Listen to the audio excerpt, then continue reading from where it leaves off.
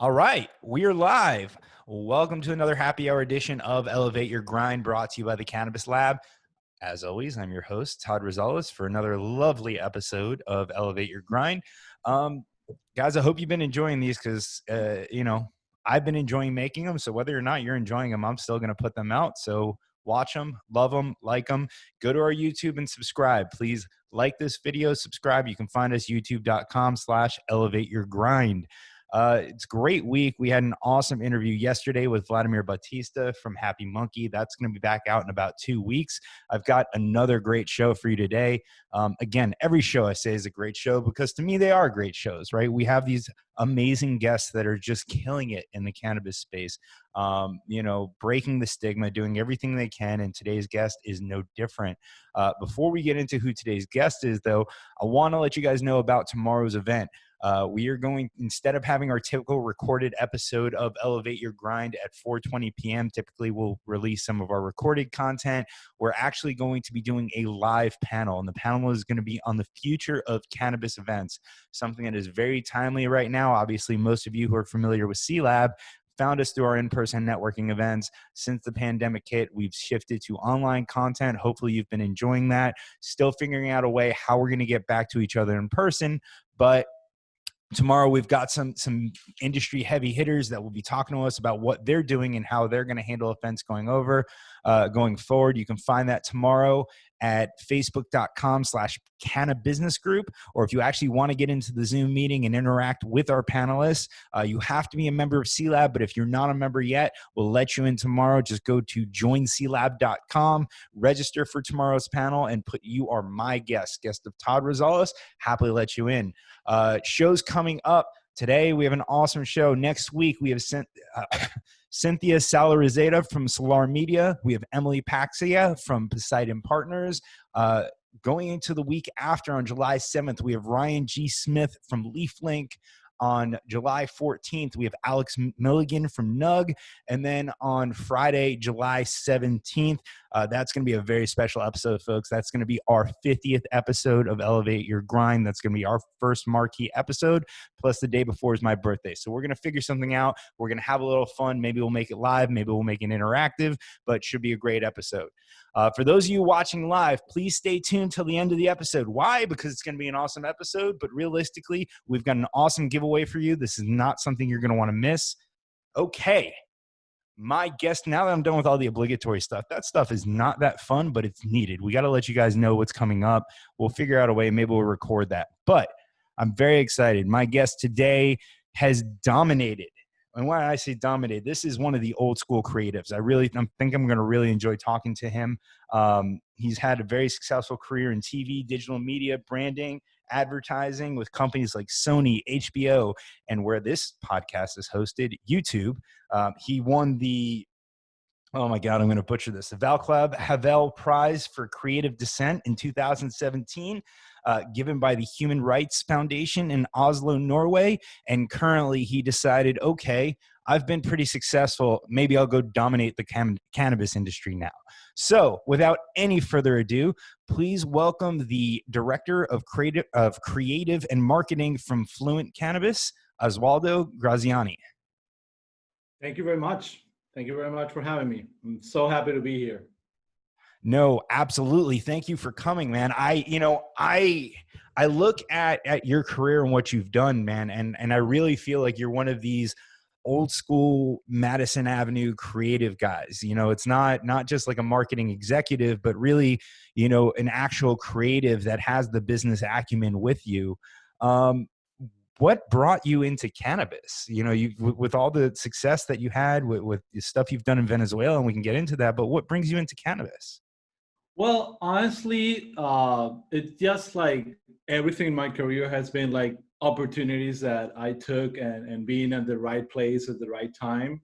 I've been a consumer for a long time, and definitely my career in television kind of brought me to this kind of interesting area where I was doing some documentaries and some kind of things here in Miami. And they called me to like, hey, we have this amazing cannabis company. You want to do some kind of videos for, and think about doing a documentary. They're called Knox Medical. That was our name before Fluent. Mm-hmm. That's how the way I met them. It's like doing some content for the company. And basically I fell in love with the industry. When I went to kind of record the cultivation side and everything that we were doing, I was like, oh, this is so amazing. But I was really focused on my previous job that was television and digital and content. I remember at that time, they kind of offered me the job. I hesitated at the beginning and said no. Then they tried again. And it was like, you know what? I'm kind of bored of all this politics and television stuff. Let's just try it out. It was a risky move for sure, for like everybody that jumps in this industry. But now I'm literally obsessed right now with the industry. So I'm happy of that decision for sure. Well, I'm happy that you decided to join our industry too. I just went on the Fluent website earlier, and I've got to commend you, man. The design schemes that you guys pick are absolutely incredible. The color schemes are beautiful. It has a real modern feel to it, but things weren't always that way. So, you went through something that I can imagine is very difficult to do in not only in the cannabis space, but in any space, right? You mentioned it when you were just talking about your background, that you guys went from Knox Medical to Fluent. What is it like changing the entire, basically giving a company a facelift and changing everything? Knox obviously doesn't have the reputation that Fluent has now, but there was effort that was put into building the brand of Knox, and then all of a sudden you throw all that away and start over with a new brand. What's that like? Well, it was traumatic, but it was rewarding. Yeah, definitely was a tough decision from the leadership. It doesn't really was only me, but I was completely for it. And I think kind of the conversation was, when we were trying to kind of, everybody was figuring out this industry in Florida, and not everybody that came to Fluent was an expert on cannabis, including me. So we were like trying to understand this. And I got to a moment where not only me, but a lot of people in the company realized that Knox was built for the present of cannabis. And at that moment, 2015 or so, but wasn't really ready to face the future of cannabis and what all the things are yet to come. Not hasn't come yet, but it's happening. And so we decided, okay, we need to kind of build a brand for the future of cannabis, ready for all the changes that are gonna come sooner or later. So that's what we decided. We got some interested and talented people that work with Nike and Adidas and got them in a room with me basically and kind of develop their brand, the Fluent brand.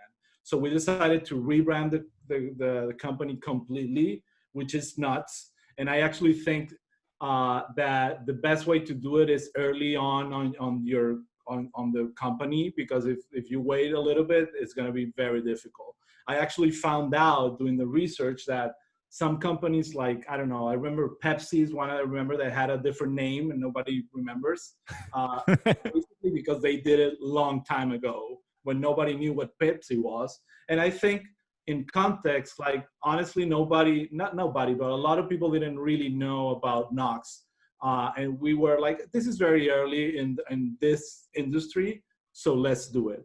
The traumatic experience was more about doing this while the car was going, we didn't close the stores. We just did a transition while we were moving, and it was really intense because you have to be compliant with the DOH. You have to also keep your brand. You have to inform people, and not everybody is going to love what you're going to do. So it's always how to manage those expectations. But honestly, it was after all the process, it took like probably a year or so. The transition was really smooth and people loved the brand really fast. So we were really happy, especially in-house. We saw a lot of people in the company like really connecting with the brand and not only with the fact that we just cultivate cannabis. And that was really important for us. It's really cool. And you guys have a great Instagram and everything else. But I want to back up to something that you had mentioned when you're talking about changing the brand that people, I don't think, realize. going from Knox to Fluent isn't as simple. And I don't want to call it simple. Rebranding is always hard, but it's not as simple as redesigning a website, putting up some new signs, changing the color schemes, kind of redesigning the look and feel of the company. There's a lot of compliance that comes with it as well. A lot of work that's going with the Florida Department of Agriculture and the Office of Medical Marijuana Use and everything else. I can imagine that things were a little bit rougher because every step of the way, I'm sure you had to get some sort of approval to keep going. I mean, I don't know if you guys know each other, but I became very friendly with Zach Coburn, who used to be one of the head of compliance there. And I remember him telling stories of how much of a nightmare it was, and people not really having answers to some of the questions he was asking. Yeah, we were doing something that I don't think any company has done in the cannabis industry, that is rebranding a vertical operating company in the middle of of sales. So that was new for everybody. But as you mentioned, it wasn't just a marketing effort. It was a whole company, including legal, dealing with the DOH to get the approvals and all the permits to change the stores. Packaging was a nightmare because you have to change everything from zero, and also you cannot recall products, so you have to kind of phase out the Knox products and then kind of bring in the Fluent packaging. So it was I remember it took like 3 months for us to fully transition to Fluent, but it was we didn't have a negative impact at all. It was just better in sales, better in brand reputation. Our social media started growing faster. It's just, honestly, like the way I say is like, we had a cannabis company and now we have a cannabis brand. And it's something that is really valuable. Maybe in the future more than now, but it's something that you need to start working right now in order to have value in the future. And it's a great brand. Let me ask you an interesting question. I'm looking at the hat that you're wearing, and it's a badass hat, man. And I know you operate in more than Florida, but the headquarters is in Miami. Was the decision to make the abbreviated logo the FL, does that stem from the roots in Florida? Yeah, absolutely. One of the things that we did analyzing kind of the rebranding is like, hey, we should be more proud of being a cannabis company from Florida. Everybody's starting to look to the East Coast, and you kind of think like either you're from Colorado or California, and they're doing great, by the way. But we thought like, yeah, the future probably is on the East Coast. Like Florida is the third largest state. We have a lot of people. Our demographics are all over the place in a good way. Like we have a lot of senior citizens. Mm-hmm. We have the weather. We have a lot of young people. So the potential of this market is amazing, and we thought like, well, we should be proud to be a Florida company. We're from Miami, and even though the name Fluent is not just because of that, we definitely took advantage of the FL, and it's been present in a lot of our communications and branding for sure. Dude, I'm a big fan of that logo, and I'm definitely going to need to snag one of those hats. You got it. It's interesting to me because, Florida cannabis is a different beast for the most part, right? We've got 14 or 15 companies that are actually operating right now, obviously with Fluent being one of the biggest. You guys have, last I checked on the OMMU, 20 dispensaries open. You guys are selling a ton of product. How hard is it to build loyalty in the Florida market? I can tell you as someone who is a patient in Florida, someone who, I try to, obviously, since I've started this show, check everybody out because I want to be very objective. I want to talk about my opinions of things honestly on this show.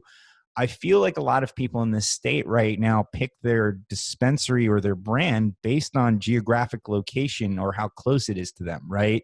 I feel like a lot of people aren't going out and doing their due diligence yet on the companies that they like and they align with. How do you go about developing loyalty and getting customers and differentiating yourselves from the other operators in the state? Well, great question. It's something that we invest a lot of time and effort on doing that. And I think, first of all, we have to be realistic on the status of the Florida landscape right now and the market. Mm-hmm. Right now, it's very new, and a lot of people are getting cards every day, so a lot of people are jumping into the pool. Right now, we have like 350,000 active card holders, and that number is growing and growing and growing. And you can expect that they want to, like, you know, when people start dating, you know, they want to try everything. They want to go out and try different products. And so we understand there's a lot of movement and people trying new stuff. We see every other company doing amazing deals to get people to their stores. But that is kind of the first visit, you know, and we think, like, honestly, is the second visit what is more important. We want people to come back. So we have built kind of an ecosystem of customer retention that is very thought to keep people happy and coming back. So we have an amazing rewards program that gives a lot of people points so they can redeem for any type of product they want, including flower, pre-rolls, and whatever they want, including merch. But then we have this, you know, the brand is part of it. I think people connect with brands, like people don't connect with companies as they connect with brands. I don't think it's as important today, but it will be more and more important as we go along in the market kind of evolve. So brand is really important. And of course, you know, the experience that goes beyond the product. You know, our dispensaries are very clean, are very, like, not your classic dispensary. And that gets a lot of people, like, in a comfort zone that probably in other locations they don't get. So it's all about that. And of course, we have a very robust email kind of system to get people connected. And we're very focused on trying to add value to what we say and not just blast because of it.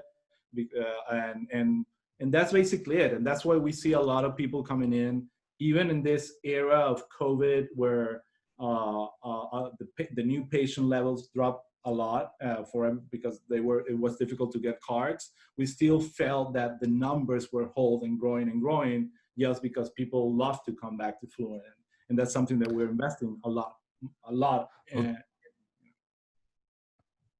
That's really cool, man. I can imagine that that's probably one of the hardest things to do when, you know, you have such a big state and everybody's going for such a land grab of the marketplace, that I think you guys have done a very good job of standing out as almost a wellness brand. I think a lot of your graphics, your color schemes fit into that category. I look at your packaging, even the black and white or some of the ones mixed in with the yellows and the blues and the pinks are incredible.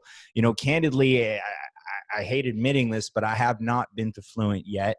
My colleague, the producer for this show, the guy who does everything for us, Evan Bopp, he's been there. He raves about it. Told me that I have to go check it out. So definitely going to go check it out. Actually, you have a Lake Worth location on Lake Worth Road that is not too far from me. On top of that, it is right down the street, about 5 minutes from one of my favorite restaurants in the state. Not actually a restaurant. It's more of a truck or a gas station, Tacos Al Carbone. So I can't imagine a better afternoon either tomorrow or Friday or maybe over the weekend than stopping at Fluent, stopping at Tacos Al Carbone, and then coming home and enjoying myself. So I'm going to be making that pilgrimage before the end of the week and definitely give you my feedback for sure. Absolutely. I don't know if you've been up there. Let me know, and when you go, so we can have somebody there treat you well and show all the things we have for you. We have a lot of products right now. People are excited. So I think, you know, I will be happy to have you. Absolutely. That'd be absolutely incredible, man. So one of the things that Evan was telling me about is, you know, and I looked on your website, your strains, you guys are doing something different with your strains than a lot of the other traditional cannabis companies, right? Everybody is leaning more towards the traditional cannabis strain names. Blue Dream, Gorilla Glue, all these different names that the general public is not familiar with. Now, there has been a trend that has been people naming strains towards the effect: calm, relax, energize, this, that, and the other. But what you guys have done is actually name the strains after constellations, which I think is incredible because a lot of cannabis users are wellness users. A lot of them are spiritual. A lot of them are very into connecting with the universe. And I almost see like an astrology component to it. Is that the way that you guys are going, or am I way off here? Well, yeah, kind of right. Like let me explain why, first of all, we decided to go with naming our strains different, because I think that's it's been a debate. We know a lot of people find it difficult. But then I think there's a component that is more marketing that I will explain, but also there's science, and kind of that's what got me to really do or at least keep doing the different names when we decided to do this. It's like, at the end of it, we all know that the genetics will definitely be the number one factor to understand a phenotype and a strain in particular, right? So that is like human. You will use example of humans, like the genetics of what we are really very big on what we are, but it's not the only thing. It's not the only thing. So there's other factors like in growing cannabis, like the growing conditions, the weather, the type of soil that we use, the type of growing treatment that we do, that makes that cannabinoid profile different from, you know, our blue dream that we call Baldor. If you analyze the cannabinoid profile with other blue dreams, they're going to be different. And one of the things we wanted to tell people is like, our blue dream is different and you need to understand that. So we're going to name it different. So because people want that consistency. And at the beginning, because we have been done this with Knox, there was a lot of pushback and a lot of controversy and a lot of patients didn't like it. But we're seeing that trend flip very fast. And that's kind of exciting. And we think we're starting to see other companies start naming their own strains and for the same reason, because they're understanding that, you know, Florida is different, the weather is different. So if we bring whatever genetics from other parts of the world, that's not going to be exactly the way it was, whatever we brought it. So that, I think that's kind of the science approach. The marketing approach, and I'm going to be more bold, is like, I honestly, I really take care of the brand, and I want Fluent to be the brand that we are building. And honestly, we don't want to depend on names that are created randomly by people. Some of them are cool. Blue Dream sounds really cool, but then you find some strains that are really, really cool that we want to use, like, for example, Green Crack. And it's like, I don't really want to use that name. Like, honestly, that's a name that doesn't fit the personality of Fluent. Agree. So I think it's still an effort, and there's a lot of education to do and a lot of challenges.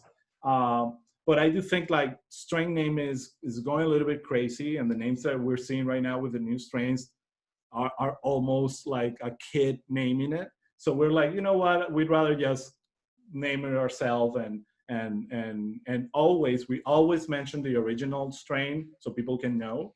But that's it, and it has worked. And now we're seeing other companies, even here in Florida, starting to name their own strains, and we're happy about it. That's exactly what we think they should do. So I like that approach a lot. You know, I've been a consumer for 10 years and I've been out to Colorado and California, and, you know, like you said, one blue dream is not the same as the other from not only state to state, but even dispensary to dispensary, right? So why are we all going to name it the same category? There, you know, it's not, I think, and I try to equate it to alcohol, right? It's not like Blue Dream is Chardonnay. That's kind of what the sativa and indica classifications are, and we can go into how that doesn't really exist anymore or anything else. We don't need to go down that rabbit hole, but the loyalists on this show will probably give me crap about that. I'm also not a fan of naming a strain after the effect, right? You know, I get in a medical market, we want to understand how it affects us, you know, Tylenol PM or NyQuil, right? It's going to help you go to sleep. But at the end of the day, I look at cannabis as a wellness product, right? And it kind of wellness and recreation, it bridges that gap. And I look at it in the long term as it being like the wine industry, right? And there's categories of wine based on the region, like you said, based on the region it came from, you know, the type of wine it is, the type of grapes and everything else. And I think cannabis is going to take that same path. So I really like the idea of you naming your own strains, because they realistically are new creations. And, you know, as a Floridian, as someone who's a proud Floridian, I wear a Hurley hat that has the state flag of Florida on it. I love that we have these strains that are Florida specific, that are going to be Florida strains. It makes me very proud. And that's exciting to me. So I think listen, I have no business saying this, but I think you're on the right path. I think it's a great strategy and I completely support it. Using my own story to transition to another topic, I think some of the things you guys are doing on your Instagram page, kind of creating almost this, I don't want to say lifestyle brand, but this wellness lifestyle brand. I saw that you guys did a really cool ad in Ocean Drive magazine with, it said Rethink Cannabis, and it had it in a martini glass. was that kind of an ad to go after, people who enjoy drinking? Is that saying, hey, reconsider it, maybe this is something else that you should try? And where do you think cannabis's place is going to be, versus alcohol in the future? Great question. So it was a fun story, that ad we did for Ocean Drive, because basically we were figuring out what to do. We have that opportunity there. And I remember it was with my team doing a classic brainstorm, and we were trying to go more for the wellness approach and stuff like that. And then that idea came out of nowhere. Like, we thought about it, somebody mentioned it, and we were like, this is amazing, because we were mentioned like, this has no calories. We were like playing a little with the fact that this is not gonna get you fat, like, at least, Yeah. unless you got the munchies, right? And Yep. and we loved it. As soon as we created it, we took the picture, we produced the whole thing, and we gave it to Ocean Drive. They were really excited, but the impact it caused when the magazine went out was amazing. We got people asking for the posters to frame it, and people put it in their homes. It's something that has kind of a message that actually resonates. That is that people need to really shift their way they're thinking cannabis, especially this audience, because we were talking about Ocean Drive. Who is reading Ocean Drive? Probably a lot of people that are not even thinking about cannabis or consuming cannabis. They don't even have cars. This is not this podcast. I assume there's a lot of people that know this industry and know the product. This is different. This is the people that are on the fence, that are maybe thinking to try CBD someday, So we're like trying to bring them in and say, hey, this is normal. This is amazing. And that experience with Ocean Drive was really, really, it caused a lot of impact, positive impact for us. And we're very happy about it. No, it's a really cool ad. And what's up? And the question about the alcohol thing, actually, that's very interesting, because even though I think I'm getting really good at understanding the Florida market, I always go, to California, to Washington, to Nevada, to kind of understand. I always make the joke like, hey, I'm going a little bit to the future to see what's going on there, to bring it back to Florida. And one of the things that really amazed me last time I went last year was that the theme there is not recreational anymore. That's already there. So nobody's talking about that. They're talking about social consumption. And you can see, especially in Nevada, with all the things happening, you can see all these people that are really into cannabis in Nevada and regulatory aspects, legislation. They're building this kind of project to get social consumption, and it makes so much sense. So I don't think Florida is ready for that, but it's coming. It will happen here in the future. And Florida is in an amazing position to take the most out of it. We have international tourism, we have the weather, we have, all type of demographics. So I think social consumption will definitely be part of the ecosystem of the cannabis industry in the future. We just need to wait for the regulatory aspect to just get where people want. Yeah, and I hope you're right. My biggest fear has always been, and I'm knocking shit off the desk here, is listen, I'm a consumer. I love it. But my biggest fear has always been that when you're actually smoking the product, it's invasive, right? And I know this isn't a marketing discussion, so, you don't have to give me a thought out answer on this, but I look at, smoking a joint, it's invasive, just like smoking a cigarette, right? Now the secondhand effects are probably, I don't know. I'm not smart enough to figure this out, or maybe different, maybe the same. I don't know. But I think that's going to be our biggest hurdle, getting to social consumption. Because I can even tell you within my own household, I'm a consumer. My wife is not. We had talked about going to the original Cannabis Cafe out in California, and I can only imagine how miserable she would be there, sitting in the cloud of smoke while everybody else around her is smoking. So, it's interesting to me, because when you're drinking, right, unless you spill your drink on the person next to you, you're not really invasive, unless you become that really just drunk person who bothers everybody. So do you think that as we go towards social consumption, because just smoking in general is not a very popular thing, that the future of cannabis social consumption is not going to be the traditional form that we see it as today in smoking it? That's a great way of seeing it. I do think that's going to affect it. first of all, I do think there's many other ways to consume cannabis than smoking, but of course that Yeah. has the social aspect.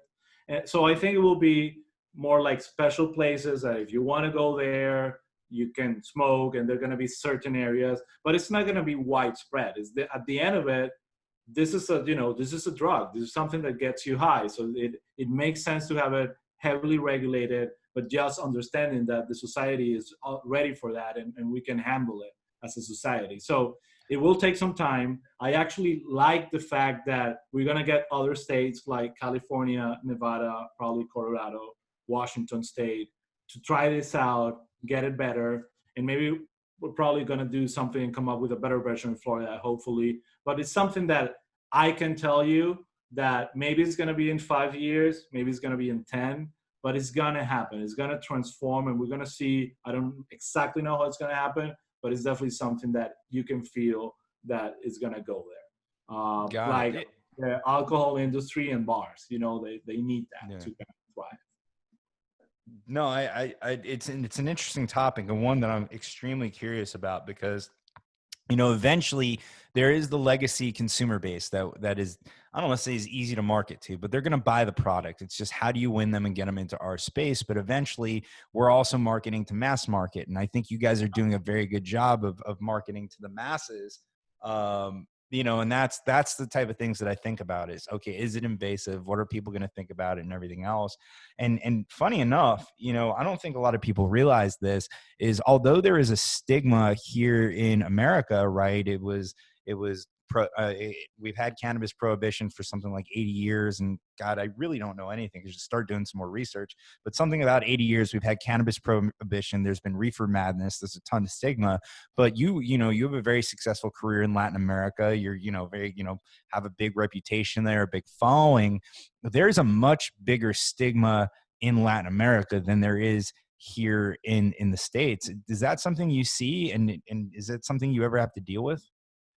100%, and I think it has to do with the culture. It's a little bit more uptight with cannabis. We see it in South Florida that like we're from Miami, and we see that the biggest efforts that we need to do to engage people is the Hispanic community. That should be the community that we can be able to reach faster. Yeah. It's not that they're not going to our stores. Of course they are, but you see there's younger generations, people that have been living here in the United States for a while, and you can get a lot of pushback. The other aspect is that for some reason the demographic of Florida is years more conservative than other states in the Latin community, and that also plays a little factor. But you can tell, on the other hand, that it's changing. Like people, and we see it all the time. All these incredible stories are people that literally 3 months ago were completely against cannabis, and now for whatever reason, either a condition that they have or some case of a family member that they see a big change on their on their wellness and well-being, and they just transform. And maybe they're not going to be a consumer, but they're not going to have an issue about it. So that is something that we see it happening. There's a lot of more work to do on our side. But definitely the trend is positive. Yeah, it upsets me that for some people it takes a family member or a loved one or a friend going through something very rough and leveraging cannabis, unfortunately, sometimes just to ease the pain towards the end, which is absolutely unfortunate. I think that the key is education, and I think, like, I'm this profound person. I think our industry believes that education is the key, that people are ignorant. And I don't mean ignorant in a bigoted way, but they're ignorant that they just don't know because they don't have experience, right? Their experience was growing up, going through the DARE program, just saying, no, cannabis is bad for you. You had these commercials where kids, there'd be a cool middle school kid with a denim jacket and sunglasses, and he'd offer you pot and you're supposed to say no to him. By the way, that situation, kids, does not happen nearly as much as they made it seem like it would in these commercials. But oh crap, where was I going with that? I had a point, I swear. We were brought up through this just say no. How much is education a part of your marketing strategy, and just really educating people on the wellness benefits of the plant, the medicinal benefits of the plant, and really just beyond the, hey, if you smoke this, you're going to get high? Yeah, I think you're right. Education is key, and we do a lot. We do a lot of training of our teams or at the dispensaries to be kind of dedicate time, sometimes half an hour, sometimes 45 minutes to, especially new patients that come with conditions, and they're not there to because they want cannabis. They're there because the doctor told them that cannabis was going to do something good for them. So we spend a lot of time with with patients and explaining what they should do and how they should treat it and how they should go about it. Always, of course, listening the recommendations from the physician. That is the number one kind of guidance that we have. But honestly, we found that it's not only education, and that's kind of one of the biggest discoveries. Is that it's like it's education number one, but definitely I think the brand, building something that if a consumer that is not this heavy user kind of first wave cannabis consumer is going to see, and it's not going to feel like alienated. And I think a lot of culture of cannabis and first wave has that element that sometimes it feels like almost like a cult. And a lot of people see it and they maybe want cannabis, but they don't want to be part of that. And so we're basically kind of like, hey, here's the space where you can actually come and feel comfortable, and this is not going to be just for that audience. And I think that makes a huge difference on patients that are on the fence and they want to like try cannabis, but they're like really trying to figure it out. And by the way, it's not only people with heavy conditions, it's people that maybe have anxiety or difficult sleeping or stuff like that. But they're still on the fence because what you mentioned is basically 30 years of war on drugs and pounding that this thing is as bad as cocaine and heroin and other stuff. So of course that kind of, wrong education that happened to everybody, including me, throughout the 70s and the 80s and the 90s have led us to this position. Hopefully, I think it's going down and this is changing, but it requires a little bit more than education. It's just having the environments to welcome all these different type of people and not only the traditional heavy user. So that's really interesting. And cannabis marketing to me is very intriguing, right? And if I've asked this question to everybody we had who's involved in marketing on the show is, and there's a little bit of an explanation to it, is I'm sure, before you took the job at Fluent, there was some kind of basic playbook you had on how, and some kind of basic marketing strategy that you've used. It's tried and true, scalable, repeatable. You've used it. You have to tweak it per industry, tweak it per product, I'm sure, but at least the basic blocking and tackling is there. When you get a job in the cannabis space, a lot of those traditional channels are not available to you, specifically paid social media ads, where a lot of companies are really growing right now. So a lot of what you do has to be organic. A lot of your social media needs to be organic. You have to grow those social media channels. And I really do think that 10 years from now, 15 years from now, 20 years from now, there's going to be a lot of case studies on the marketing people in the cannabis space because they had to reinvent themselves and figure out, how do I market in such a regulated environment and still grow my brand successfully and have that organic growth? This is probably something that very well.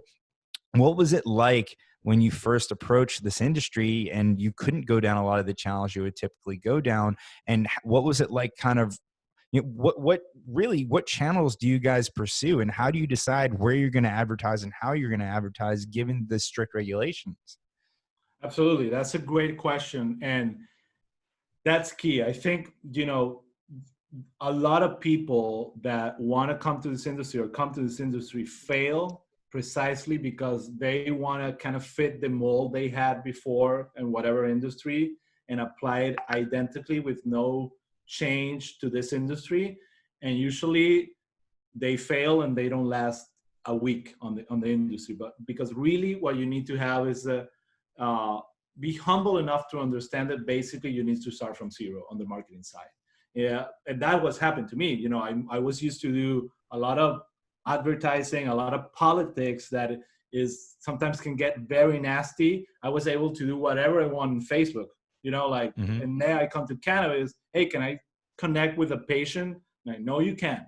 So it was like really, wow. It brought me back to the early 2000s when I was like getting into digital and doing YouTube and stuff, that it was something so new and so organic that you can actually have organic growth in YouTube. That actually was something that happened 15 years ago. Now it's pay to play. So basically we need to understand, okay, where are different channels where we actually can have organic growth. So for example, we have, you know, it's a love and hate relationship with Instagram, like, because Mhm. we know it's important. It's very meant to be for cannabis, but they still have policies that don't make sense. So we're trying to be very careful on how to um, market. It's more branding oriented than sales oriented, but it's also very important. But honestly, it's more about going to directly, any way we can get directly to the patient and get their information. That's the best thing we can do, because that's what they want. Like, they want to know when we have a new flower strain, when we have a new product, when we have a new drug we're launching. So we basically are very heavy on collecting, you know, emails and phones, and just having this relationship directly with the consumer. And of course, building this ecosystem digital. We work with Leafly, we work with Weed Maps and other. We do geotagging. That is definitely something that makes sense on this industry. We have a bunch of channels to kind of create marketing, but it's definitely more about having a great brand and an appeal for people to come to your stores. We have great deals for first-time patients, so that's the way we're building right now. The other factor is that you actually need to be, at least in our case, kind of careful on how much you do marketing, because sometimes you can do too much marketing. It has happened to us. Sometimes we do a release and it sells out in 20 minutes and we're like, well, that email probably wasn't needed, you know? So we're learning on that too, to kind of manage our supply and our inventory that is growing and growing, and it's huge and it's growing, and we're very excited where we are right now, but it's not infinite. So it's not about just spending marketing dollars, because I always say that the worst marketing you can do is good marketing in a product you don't have. You know, like, that's the worst, because you're actually getting people to a store to just tell them, hey, I'm sorry, we sold out. So we're being very careful on how we manage that, and it's been proven successful, and we're going to keep doing it. Yeah, it's kind of crazy to me that some of these cannabis strain drops and they don't have announcements are almost like trying to get a new pair of Jordans. But I think that's just a testament to what our industry is doing here. You know, on the note of what we just mentioned, do you think that marketing folks and people like yourself in cannabis are actually more efficient than your typical marketing executive, because you guys can probably do a whole lot less or a whole lot more with less? You know, I'm sure you guys are accomplishing a lot more with a smaller budget, because a lot of what you have to do is organic. I mean, it's harder work, but from a financial standpoint, I can imagine that hopefully the price tag's a little bit less. Yeah, it is. We have found ways to, with a very small team, to do a lot. That's for sure. Like, I used to be, as I told, as you mentioned, I work in television, and I used to have, you know, 40 writers and creators working to do a half an hour show. And now we have, you know, 4 or 5 people working to get 20 dispensaries to do their marketing. So, and that's the other challenge that we found, that it's kind of very particular to Florida, that, you know, we have 20 dispensaries and we're not even the biggest cannabis company in Florida. You know, like, there's other companies that have twice that. Florida has as a vertical integrated state. We have companies with 40, 35, 25, 20, 15. So that is a challenge by itself, because every time we want to send, you know, a text message, it's actually, for me, is 20 different locations, 20 different text messages, because every location have different needs, different products, delivery times are different. There are many variables that makes me feel this. It's not just that I have this huge cannabis company. I have 20 kids that I need to take care of them, and send them materials and information and send the text. So it gets very complicated very fast. But I think I like the organic growth of the marketing team, because I think companies that do the other way around, they just put like 20 people on marketing to figure out what to do. Usually they fail. I actually rather build it. I'm building my team from zero. When I started, it was me and one person. Now we're 6. So that's something that's really rewarding as we are building this kind of strategy and way to work. That's really cool, man. The more and more I talk to you, I get the vibe that you're like the cannabis Don Draper. Just sitting in the office with your team, coming up with ideas on the whiteboard. That's got to be a really fun experience. It is fun. I have an amazing team, and I'm proud. And not only the marketing team, the whole Fluent team is amazing, and we are learning so much how to work with each other. So my relationship with the retail team is, it's brotherhood. We have to work like a band of brothers, and same thing with operations, because marketing, on the other hand, is in the middle of the sandwich. Like sometimes there's a product and we don't get the potency of a flower until, a few days before we're planning to release it. And that changes the whole strategy, because there's going to be a huge difference if I have a 29% flower or if I have a 17% flower. It's, both, there's 20%, 29%, people will just go nuts. And that's something that is always good to consider in our strategy and our messaging and all that. So on that note, right, when you look at marketing the strains and the other different types of products in today's time, like historically, and if you go to California dispensaries, it's all about THC content. How high can we get that THC? I know there's companies out there like Caviar Gold that are doing some ridiculous things like 50%. I mean, but I always come back to the fact that if you're going to go drink alcohol, you're not going to always drink Everclear. And I'm not the first person to say that. Some people like a 40 proof or an 80 proof or whatever it is. Yeah. To me, I think there's a big focus on terpenes now. So when you're promoting the products that you have, how much do you weigh focusing on terpenes versus THC content? Is that something that comes into the conversation? Absolutely. We have done a lot of series, and you can watch it on our social media and our blog posts about terpenes. And one of the things we kind of mention a lot is that we include native terpenes on all of our products. And that's important, all of our oils, because, a lot of companies use botanical terpenes. It's difficult sometimes when you're doing a distillate to kind of find terpenes that are originally from cannabis. So we figured out a way to do that. And that's definitely, we see it, a lot of companies doing it right now. And it's something that really helps and makes sense and makes a huge difference. So terpenes is very important for us, but we find out, and that's kind of the biggest learning lessons for me in this industry, is that we kind of need to meet halfway with the market.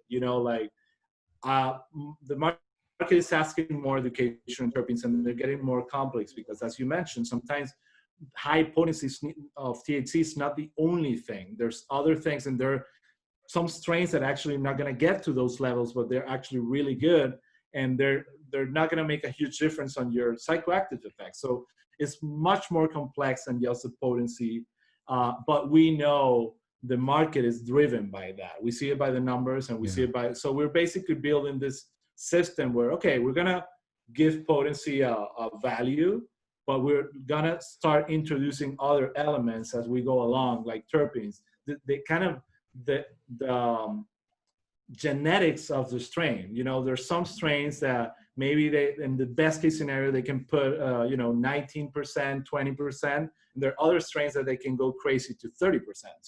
So that doesn't really make, like you mentioned, the alcohol thing is a great example. Like high alcohol levels doesn't really translate on high quality alcohol. Like it can be related, but it cannot be related. So there's definitely a lot more to do on that in the whole industry, and we're taking close attention to that so we can evolve the way we present cannabis and people buy it. Yeah, I think it's going to be interesting. I think there's going to be a tipping point where I don't want to say that we're going to leave our traditional consumers behind, because they're always going to be there. But I think at some point there has to be, and people are doing this already, just more of a mass market appeal to the general public who are not cannabis consumers. And maybe we're there already. I don't know. on kind of that note, listen, I am the furthest thing from a marketing expert, right? I'm just a guy who's sitting in his office with a webcam and a microphone doing a little web show here. And most of the educated comments I made today probably came from guests that we've had on previous. What are some things that people don't realize when it comes to marketing or building a cannabis brand that, that without giving away too many of your secrets that, that you have to deal with? Well, one of it is actually the fact of building a brand. I think that's been taken for granted in the industry a lot. You can see a lot of companies understanding that now. And I think the biggest factor, and I listen to people in all this conference like say like, hey, if somebody tells you that cannabis brands are important, they're lying to you. This is a commodity. It's like buying oil. And I think they're kind of right in the sense that the industry started there, but that's changing really fast. So if somebody tells you like, hey, don't worry about brands right now because that's going to be important in 5-10 years, what I will answer to them is like, great, you're right. But to build a brand that is memorable in 5 to 10 years, you need to start right now. That's not something that you're just going to do in a lab and throw it out there and hope for the best. It really takes time for brands to build up and grow and become something. It's literally like a pet or a human, that it takes time to develop personality and range and understanding of what you are. And I think that's something that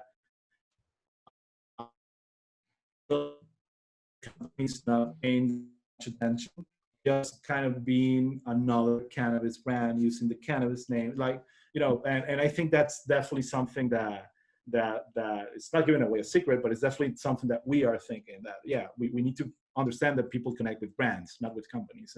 And what we want is establish relationship with consumers. Very cool, man. I think that's absolutely awesome. And you definitely have the background to do it. I'm just going to interrupt our interview for 1 second. So I know you've been kind enough to offer up one of your awesome Fluent backpacks as a giveaway today. I saw it on the website, and it is not like one of these chintzy pieces of swag with a huge logo all over the place. It is a badass stealth black backpack with a small Fluent logo on it. It's probably awesome. I haven't seen it myself yet. So for anybody who is still logged on to this live episode, please do me a favor. Comment your email address below in the comments and then go to our YouTube and subscribe. At the end of this episode, we're going to go ahead and pick a winner, and we're going to go ahead. We'll reach out to you and we'll send you that backpack. Just going to reward you for sticking out. Let's see. About 51 minutes into this episode. So thank you guys for that. Oz, I think Fluent's very lucky to have you, just to give you people a little touch of your background. And as you can see, I stumble over a lot of words, so I don't even want to pronounce the website that you have, but you have a kind of like a satirical website in Venezuela that people are equating to the Spanish version of The Onion, right? So a lot of satirical politics, and really just using it to address issues that are going on in Venezuela. And you built it to the point that it has a bigger following than a lot of mainstream Venezuelan newspapers. How is that like? Well, amazing experience. That's part of my amazing past working on content. We created this kind of onion type website in Venezuela almost 12 years ago in 2008. And it became like an instant success. I think we have right now like 3 million followers or something. And it's just comedy and parody politics, like very The Onion type or Daily Show kind of stuff. And honestly, that opened me a lot of doors, even to live in this country, because that project made me do something. We actually I got interviewed by the New York Times a couple of times. I remember last time the interview was when Trump won the election. They was like, hey, we want to talk to people doing satire and comedy in other countries, how to cope with Trump. So they did an interview with that. And it's been really rewarding. The Václav Havel Prize I got in 2017 was because of that project. So it's something I'm still involved in, but now my 95% of my focus is on cannabis for sure. Very cool, man. Well, I thought that was a really interesting part of your backstory. I wanted to bring attention to it. Thank you so much for doing this show. Robert speaks extremely highly of you. I hope we get the chance to meet in person once things kind of get back to normal. Let's use this time to let you promote any of your websites, social media handles, anything that we need to promote. Well, first of all, thank you for the invitation. Say hi to Robert, greatest guy in the world, and we're definitely going to talk soon. And happy to have any of your guests and you guys at Fluent. You can go at getfluent.com and watch all the information there. We have all the dispensaries, online ordering, all the things that if you're a cannabis consumer in the state of Florida, a legal cannabis consumer, you probably know what you're going to find out. But we're very proud of that website. It looks amazing, and it was one of my pet projects, and definitely something that is going to keep growing and delivering good stuff. You can follow us on social media at Fluent Cannabis and Instagram, and we also have a Twitter handle. We're not on Facebook, and that's kind of a different conversation. But Facebook is really against cannabis, and we're kind of putting our stand there. So yeah, like amazing conversation. I really enjoy talking to you. Awesome, dude. Oz, the pleasure was all mine. I learned a ton on this show, and we will definitely have you back in the future. I'm going to shoot you an email because I want to head to Fluent this weekend. Candidly, I also want to head to Tacos Al Carbone because I love that place and giving them some free press. Hopefully there are no lines when I show up, but that sounds like a lovely Saturday or Sunday for me. So I'll email you after the show. And like I said, Absolutely. thank you. Thank you very much. Please, you're welcome at Fluent anytime. Absolutely. Well, thank you. And thank you everybody at home for watching another episode of Elevate Your Grind. If you like this video, please like and subscribe to us on YouTube. This has been another episode of Elevate Your Grind, and we're out. All right, man.